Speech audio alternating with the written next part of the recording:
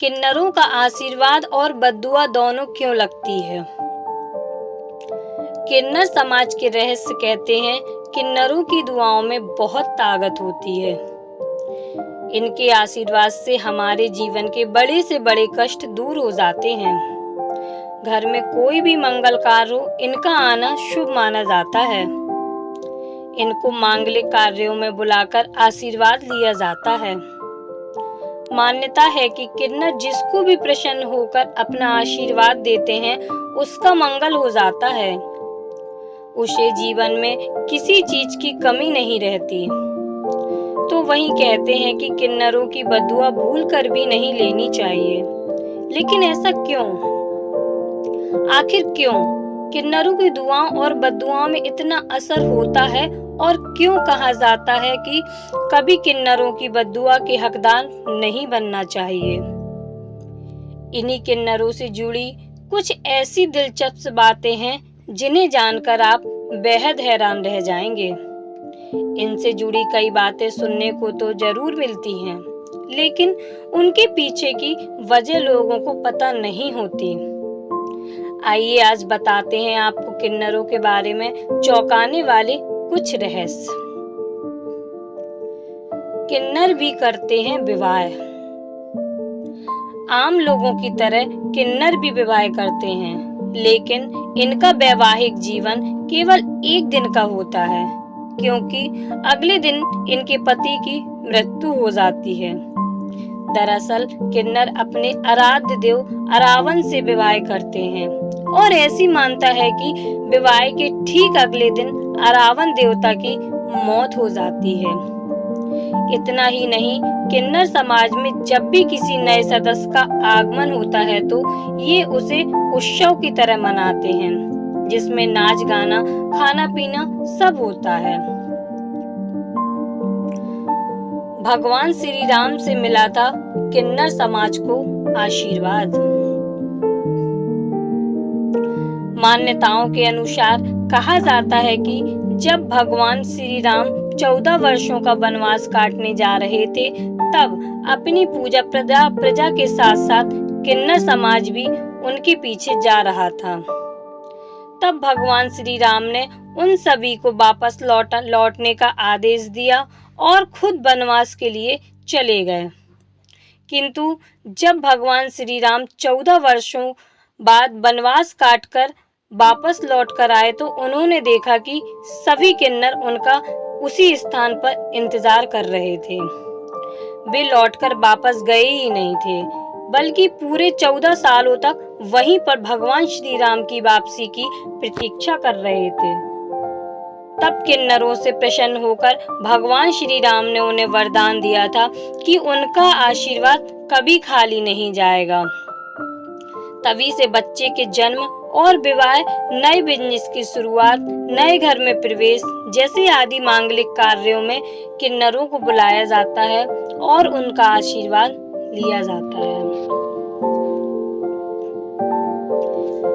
बुधवार के दिन किन्नरों को दान करना माना जाता है बहुत शुभ।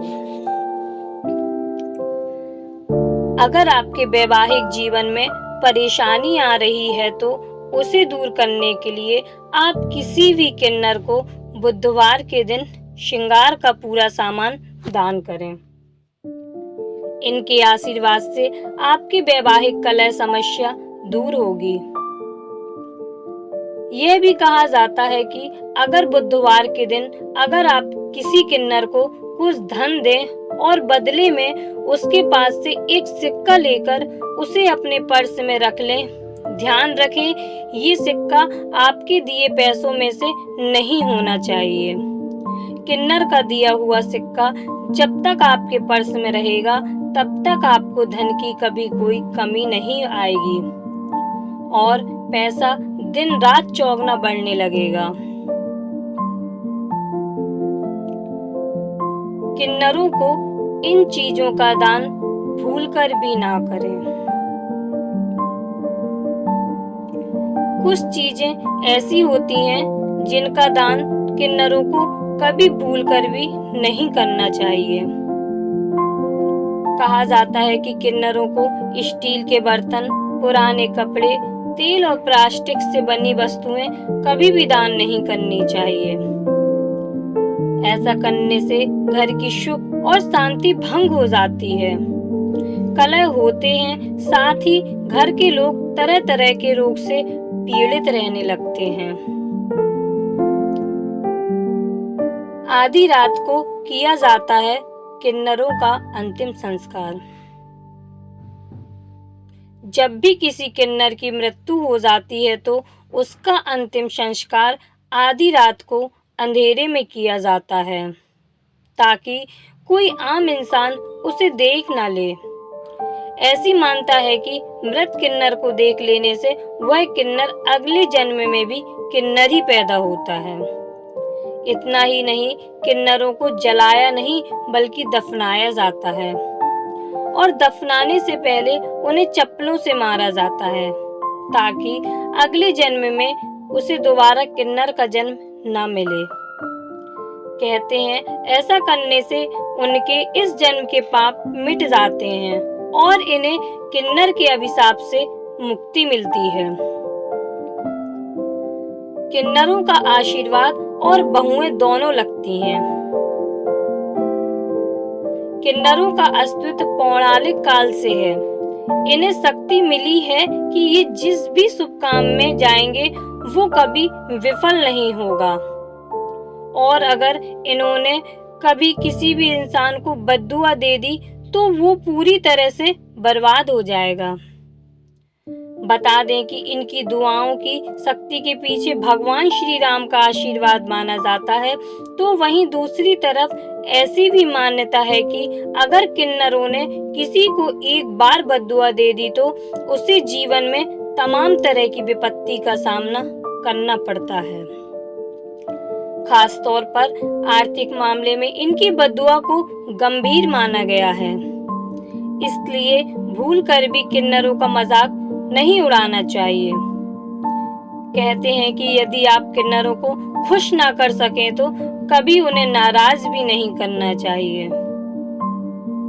शास्त्रों के अनुसार यदि कोई व्यक्ति किन्नरों का अपमान करता है या उनका मजाक उड़ाता है तो उसे अगले जन्म में किन्नर बनना पड़ता है और ऐसा ही अपमान सहना पड़ता है। यदि आपके घर या दुकान में किन्नर आए तो उसे अपनी क्षमता के हिसाब से दान करने के बाद उन्हें फिर से आने के लिए जरूर कहिएगा। लोग इनकी बद्दुआओं से बहुत डरते हैं, इसलिए अपने दरवाजे पर आए किन्नरों को कभी खाली हाथ जाने नहीं देना चाहिए। किन्नरों का भूल कर भी अपमान नहीं करना चाहिए। अगर ऐसा किया तो उस व्यक्ति का विनाश निश्चित है। सनातन धर्म में किन्नरों का विशेष सम्मान। भारतीय समाज में किन्नरों को मुख्य धारा से अलग मानकर जहां एक तरफ उन्हें सम्मान दिया जाता है, वहीं दूसरी तरफ उन्हें विभिन्न प्रकार की सामाजिक कुरीतियों तथा बंधनों में बांधकर समाज से अलग भी रखा जाता है। वास्तव में भारतीय समाज विशेषकर सनातन धर्म में किन्नरों को अत्यधिक सम्मान दिया गया है। इतना ही नहीं, भारतीय समाज में कुंभ के मेले में भी किन्नर समुदाय को सम्मिलित किया गया है। दोस्तों, अगर आपको हमारा ये वीडियो अच्छा लगा हो तो चैनल को लाइक और शेयर करें, और चैनल पर नए हैं तो चैनल को सब्सक्राइब करें। धन्यवाद।